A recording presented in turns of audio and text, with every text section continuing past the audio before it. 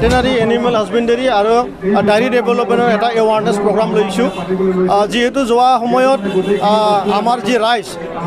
আমাৰ ৰাইজে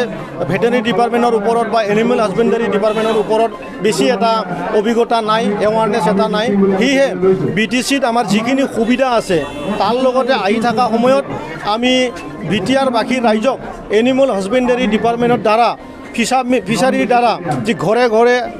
ফিচাৰী কাটা যি এটা প্ৰগ্ৰাম এটা আছে আৰু লগতে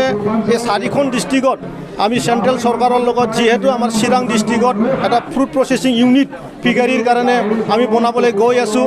আৰু এই অঞ্চলৰ যিহেতু আমাৰ গাহৰি পালন বা ছাগলী পালন তেনেধৰণৰ হাঁহ কুকুৰা পালনটো এটা ট্ৰেডিশ্যনেল টাইপত আছে। গতিকে এইটো এটা ইণ্টাৰনেশ্যনেল দেশবিলাকৰ লগত মানে ইউৰোপ কাণ্ট্ৰিবিলাকত যাতে আমাৰ যি মানে হাঁহ কুকুৰা পালন বা গাহৰি পালনৰ গৰু পালনটো যাতে আমি এটা উন্নত এটা পৰ্যায়ত আনিব পাৰে তাৰে এটা সজাগতা এটা প্ৰগ্ৰাম আছিল আৰু কি মই এইটো কথা মই গোসাইগাঁৱত শ্ৰীৰামপুৰত আহিছিলোঁ আৰু শ্ৰীৰামপুৰত আহি পেলাই এই কথাটো লৈ মই CM মহোদয়ৰ লগত আলোচনা কৰিছোঁ আৰু মই আমাৰ কোকৰাঝাৰ SP ডাঙৰীয়াৰ লগতো কথা পতা হৈছে আৰু ইয়াতে এটা মানে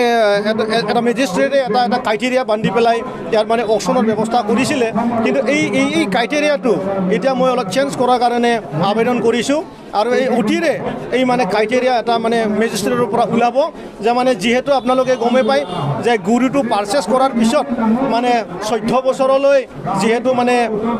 যোন মানুহে কিনিব সেই মানুহজনে মানে ৰখীয়া হৈ থাকিব লাগিব, মানে কিবা মৰিলেও কিবা কৰিলেও যাতে অলপ মানে দায় দণ্ডনীত পৰি যাব বুলি ভয়ত মানে গৰুখিনি কিনা নাই। তাৰ কাৰণে এই ক্ৰাইটেৰিয়াটো ৱেইভ কৰাৰ কাৰণে মই অলৰেডি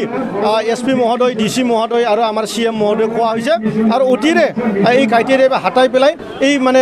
এমাহ 15-20 দিনতে এই গৰুখিনি ইয়াৰ পৰা যাব বুলি মই আপোনালোক ক'ব পাৰোঁ আৰু